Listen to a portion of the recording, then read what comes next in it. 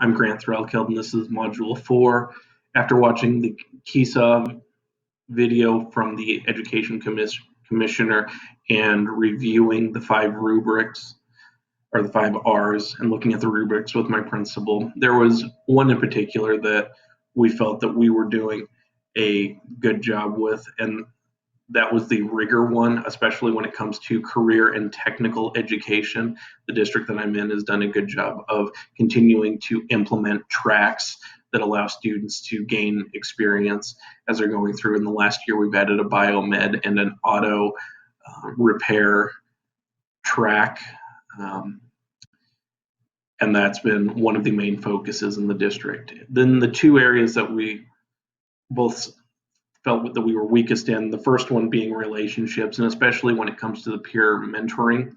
The district does a good job of the first year having a mentor teacher for new staff. However, once that first year is over, that mentoring stops. And this would be something that I would look at changing by having teachers team up with different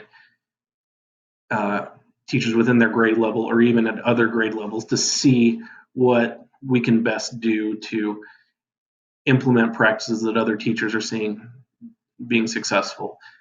The school that I'm at, we do utilize PLCs. However, special education and the specialist teachers, PE, music, and science, oftentimes do not get to attend these, which doesn't allow for the full educational community to be able to discuss needs. And like I said before, I would like to have teachers team up and then use professional development time to reflect with other teachers on what's going well, what isn't going well, and just having another set of eyes in the classroom where then every teacher gets to be a learner and also an expert.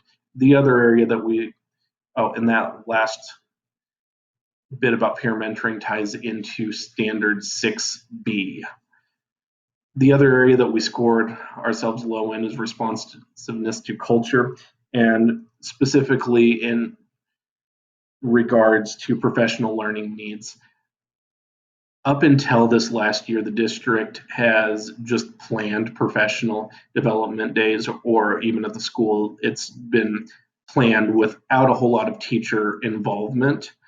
And in the past year, we've started doing some things like sending out some surveys or asking teachers what they felt went well at in-services, what they'd like more information. But I'd like to take that a step further into what they would want to learn about before the professional development days starts and really delve into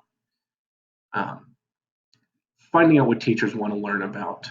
When it comes to my principal and his leadership style, I would say that he is very authentic. He has a set of values of what's best for students and creating ties between the community and families and the school district. And as he has been principal for a year, he talks to us a lot about what's important now for students. An example of this is there was a question asked about whether we should continue to do muffins for mom or donuts with dad because some of that time was becoming a bit unstructured. And he took a vote of the staff to see what they thought, and it was overwhelming in favor of getting rid of muffins for mom and donuts with dad. And he went through and told the staff it's his opinion that we need to get the families into the school, and that for his children, muffins for mom and donuts with dad were very, very important to not only his family but also to his children. And so despite the vote being in favor of eliminating those times, he was going to keep them in play. The standards that I focused on were 6B, which were planning for staff turnover with effective introduction and mentoring of new school personnel. And then for professional development, 6D and 7B. Thank you for watching.